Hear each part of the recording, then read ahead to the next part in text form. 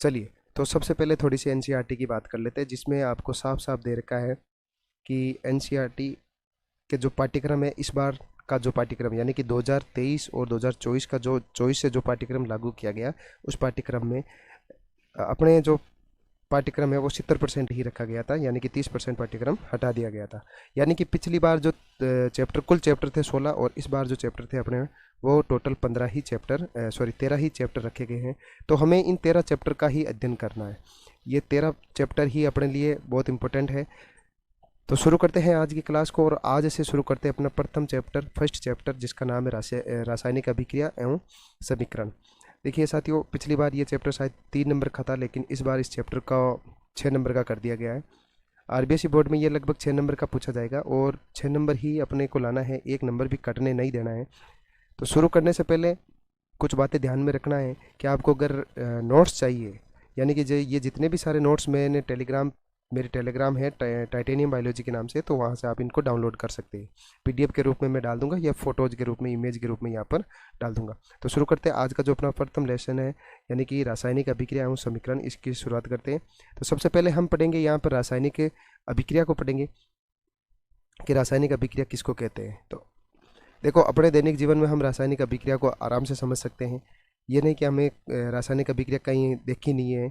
तो मैं आपको एक चीज़ बता देता हूँ। जैसे अपने जीवन में हम देखते हैं कि कुछ घटनाएं होती है, जैसे दूध का जमना, दूध का दही में परिवर्तित होना, ठीक है, दूध का फटना, लकड़ी का जलना, ये सारी, लकड़ी का जलना हम लिख सकते हैं, लकड़ी का जलना। तो ये जितनी भी घटनाएं होती ये सारे रासायनिक परिवर्तन है। तो यानी कि हमारे चारों ओर के होने वाले वे परिवर्तन, तो यहाँ पर मैं 1 मिनट, कि हमारे चारों ओर के होने वाले वे परिवर्तन जिसमें पदार्थ के रासायनिक संगठन एवं गुण बदल जाते हैं, उन्हें हम क्या बोलेंगे, अभिकारक अभिक्रिया बोलेंगे। ठीक है, तो जैसे उदाहरण भी दे रखे हैं, दूध का फटना हो गया, जंग लगना हो गया, दहन हो गया, अंगूर का किण्वन हो गया, शोषण हो गया, शरीर में भोजन हो गया। ये सारी जो जितनी भी घटनाएं होती है अपने दैनिक जीवन में होती हैं, इन सब को हम क्या कहेंगे, हम एक ही चीज़ बोलेंगे कि ये रासायनिक अभिक्रिया यहाँ पर संपन्न हो गई। तो सबसे मोस्ट इंपॉर्टेंट है कि रासायनिक अभिक्रिया में होता क्या है। तो रासायनिक अभिक्रिया की सबसे बड़ी बात है कि यहाँ पर रासायनिक संगठन बदलता है, यानी कि पदार्थ के क्या बदलता है, रासायनिक संगठन बदल जाता है पदार्थ का। तो इस चीज़ को हमें ध्यान देना है कि पदार्थ का जो रासायनिक संगठन है वो पूरा का पूरा चेंज हो जाता है, कन्वर्ट हो जाता है। तो यहाँ पर देख सकते हैं कि दूध होता है वो किस में फटने के बाद में अलग ही प्रकार का दिखाई देता है।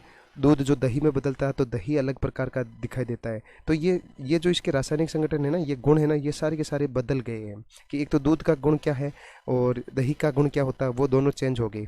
तो ये चीज़ें हमें ध्यान रखना है कि दूध का फटना, जंग लगना, दहन, अंगूर का किण्वन, शोषण, शरीर में भोजन। और यहाँ पर एक बात ध्यान रखना, शोषण और सांस, ये 2 अलग अलग प्रक्रिया हैं। ठीक है, ध्यान रखना। तो यहाँ पर हम कह सकते हैं कि वह अभिक्रिया जिसमें एक या एक से अधिक पदार्थ मिलकर नए पदार्थ का निर्माण करते हैं। यानी कि यहाँ पर सीधा सीधा लिख रखा है कि अभिकारक मिलकर के किसका निर्माण करें, उत्पाद का निर्माण कर रहे हैं। तो और जब उत्पाद बन जाता है तो इसी को हम क्या बोलेंगे, रासायनिक अभिक्रिया बोलेंगे। क्या बोलेंगे, रासायनिक अभिक्रिया के नाम से जाने जाएंगे। जैसे ये यहाँ पर दे रखा है कि मैग्नीशियम जो धातु होती है, मैग्नीशियम धातु जो होती है उसको वायु में जलाने पर हमें सफ़ेद रंग की लौ उत्पन्न होती है। एक तो सफ़ेद रंग की लौ प्राप्त होगी, और इसके साथ में मैग्नीशियम ऑक्साइड का चूर्ण भी प्राप्त होता है। मैग्नीशियम ऑक्साइड का क्या प्राप्त होता है, चूर्ण भी प्राप्त होता है। तो यहाँ पर एक समीकरण के माध्यम से पढ़े, तो जैसे मान लो ये मैग्नीशियम की धातु है, इसको हमने क्या किया, ऑक्सीजन की उपस्थिति में जला दिया, और जैसे ही ऑक्सीजन की उपस्थिति में जलाया तो हमें 2MgO मैग्नीशियम ऑक्साइड यानी कि धातु ऑक्साइड प्राप्त होती है। तो ये यहाँ पर समीकरण भी लिख रखी है मैंने, कि मैंने जो समझाया है आपको समीकरण, वो यहाँ लिख रखी है कि Mg मैग्नीशियम ऑक्साइड तो की धातु को वायु में जलाने पर हमें मैग्नीशियम ऑक्साइड प्राप्त होता है। और यहाँ पर इम्पोर्टेंट बात यह है कि इसके डायग्राम, मोस्ट इम्पोर्टेंट बात है, इनके डायग्राम जो वो बहुत इंपॉर्टेंट है। तो यहाँ पर एक दे रखा है आपको डायग्राम, जिसमें मैग्नीशियम रिबन दे रखा है और इसको जलाया जा रहा है, चिमटे से पकड़ करके जलाया जा रहा है। ठीक है, और इसके नीचे ये राख पड़ रही है, राख गिर रही है जो सफ़ेद रंग की राख है, यानी कि और ये राख किसकी है, मैग्नीशियम ऑक्साइड की है। किसकी है, मैग्नीशियम ऑक्साइड की ये राख है जो नीचे गिर रही है। ये एक प्रकार की MgO है। ठीक है, और ये जलने पर किस प्रकार का प्रकाश उत्पन्न करता है, तो ये भी ध्यान रखना हमें, श्वेत प्रकाश उत्पन्न करता है। कौन सा प्रकाश? श्वेत प्रकाश उत्पन्न करता है। ठीक है, चलिए तो आगे चलते हैं। यहाँ पर एक बात लिखी रखी है कि जब कोई, ये मोस्ट इंपॉर्टेंट है, कि जब कोई रासायनिक परिवर्तन होता है, यानी कि जब कोई रासायनिक परिवर्तन होता है तो हम कह सकते हैं कि रासायनिक अभिक्रिया हुई। तो इस बात को वेरी इंपॉर्टेंट है, इसको तो वेरी मोस्ट कर ही लो कि जब कोई रासायनिक परिवर्तन होता है तो हम कह सकते हैं कि एक रासायनिक अभिक्रिया हुई है। तो इस बात को विशेष ध्यान रखना है कि जब कोई रासायनिक परिवर्तन होता है तो इसका मतलब क्या हुआ कि रासायनिक अभिक्रिया हुई है, संपन्न हुई है। चलिए आगे देखते हैं समीकरण। अब पता चलेगा कि समीकरण किसको कहते हैं। तो किसी रासायनिक अभिक्रिया में भाग लेने वाले पदार्थों को सूत्र द्वारा, किसके द्वारा? सूत्र द्वारा प्रदर्शित करना ही क्या कहलाता है? रासायनिक समीकरण कहलाता है। रासायनिक अभिक्रिया को शब्द समीकरण के रूप में लिखना सबसे सरलतम विधि, most important, very very important कर लेना इसको, तो कि रासायनिक अभिक्रिया को किसके रूप में? शब्द समीकरण के रूप में लिखना सबसे सरलतम विधि है। ये ध्यान रखना कि सबसे सरलतम विधि कौन सी है? रासायनिक अभिक्रिया को शब्द समीकरण के रूप में लिखना सबसे सरलतम विधि है। और ये आपके सामने एक समीकरण लिख रखी है।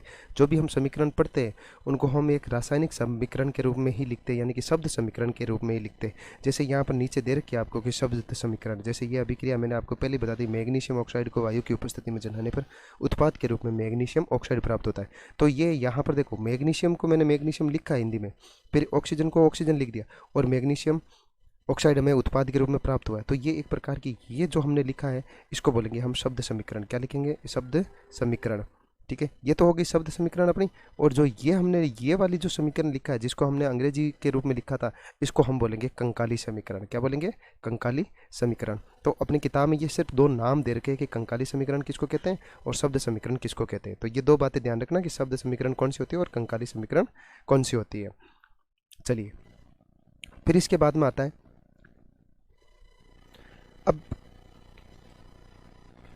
यह भी इंपॉर्टेंट चीज़ है कि रासायनिक अभिक्रिया को संपन्न करवाने के लिए हम कैसे निर्धारित कर सकते हैं, कि किन प्रेक्षणों के आधार पर निर्धारित कर सकते हैं कि रासायनिक अभिक्रिया संपन्न हुई है भाई। तो इसके लिए हमारे पास में चार है कि अवस्था में परिवर्तन होना, जैसे दूध से दही में बदला है, या मान लेते हैं कि जल का भाप में बदला है, जल का भाप में बदला है, तो उसकी अवस्था, यानी कि पहले वो अगर ठोस अवस्था में था तो अगर वो गैस अवस्था में बदल गया तो इस प्रकार उसकी अवस्था चेंज हो गई। दूसरी कंडीशन क्या होती है कि रंग में परिवर्तन, पहले मान लीजिए वो लाल रंग का था, ठीक है, उसके बाद में वो चेंज हो गया और अब की बार हरे रंग का हो गया, तो ये भी एक प्रकार से कह सकते हैं कि रासायनिक अभिक्रिया को प्रदर्शित करता है। गैस का निष्कासन, जैसे हम आगे एक संयोजन अभिक्रिया में पढ़ेंगे कि CaO प्लस H2O की अभिक्रिया करवाने पर हमें CaOH प्राप्त होता है, ऑलवाइज 2, ठीक है, ये प्राप्त होता है और इसमें गैस निकलती है, तो गैस का निष्कासन भी होता है और ताप परिवर्तन भी होता है। तो इन प्रेक्षणों के आधार पर हम बता सकते हैं कि रासायनिक अभिक्रिया संपन्न हुई है।